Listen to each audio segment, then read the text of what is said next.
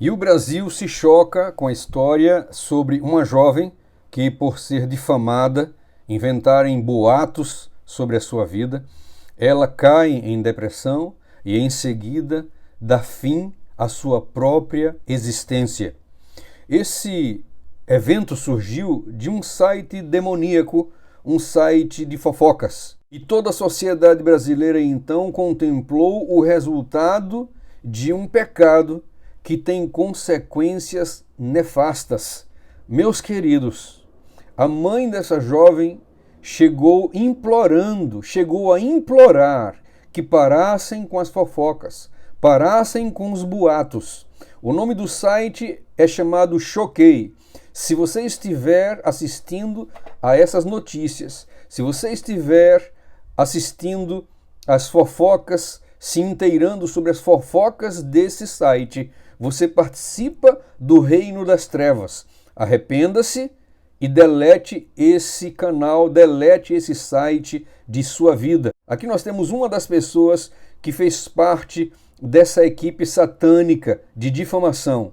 Ele é um dos criadores, um dos participantes, um dos responsáveis por esse site satânico. Que a justiça realmente seja feita, que esse jovem possa pagar pelo seu erro e todos os seus companheirinhos de maledicência. Meus queridos, a fofoca hoje em dia tem sido tão valorizada que existe até mesmo sites específicos para fofoca do meio cristão. É conhecido como fofoca gospel. E muitos sorriem sobre essa situação, muitos acham interessante esse tipo de coisa, mas olha, a palavra de Deus, ela não vem com enganação, a palavra de Deus ela é direta, a palavra de Deus ela é bem clara e específica. Ela diz que nós seremos julgados por nossas palavras. Os mandamentos de Deus, um deles diz: não levantarás falso testemunho. Então, meus queridos, o pecado da fofoca, o pecado que a língua é responsável, essa língua, esse pequeno órgão, diz a Bíblia, que incendeia a vida das pessoas e é capaz também de incendiar o seu próprio corpo. Esse pecado tem que parar no meio do povo de Deus. Esse pecado tem que ser repreendido. Esse pecado tem que virar passado na vida das pessoas e nós temos que renovar a nossa vida, temos que controlar os nossos lábios. A palavra de Deus diz: coloca, Senhor, um vigia na minha boca. Coloca um vigia na minha boca para que eu não venha a pecar contra ti. Nós temos aqui alguns versos como Provérbios 20, verso 3. É uma honra para o homem evitar a contenda. Uma honra. Mas todo insensato, todo louco, ele se mete em confusão. Provérbios 17, 14 diz assim: começar uma discussão é como abrir uma comporta. Por isso, antes que a rixa inicie, se retire dela. Como a Bíblia é específica, como a Bíblia é direta, e como muitos que são negligentes, não vigiam os seus lábios, perderão a sua salvação. Sabe, queridos, existe um castigo que vai acontecer. Esse castigo ele é terrível. É um castigo assim inimaginável. É um castigo que nenhum ser humano gostaria de participar. É o castigo que nos fala na palavra de Deus que eles estando ainda vivos, os seus olhos e sua língua se dissolverão em seu corpo ainda vivos. Você pode imaginar que tipo de sofrimento é esse? Você pode imaginar que tipo de aflição é essa que os seres humanos que não controlam a sua língua irão passar? Quantas vidas de cristãos foram destruídas por boatos?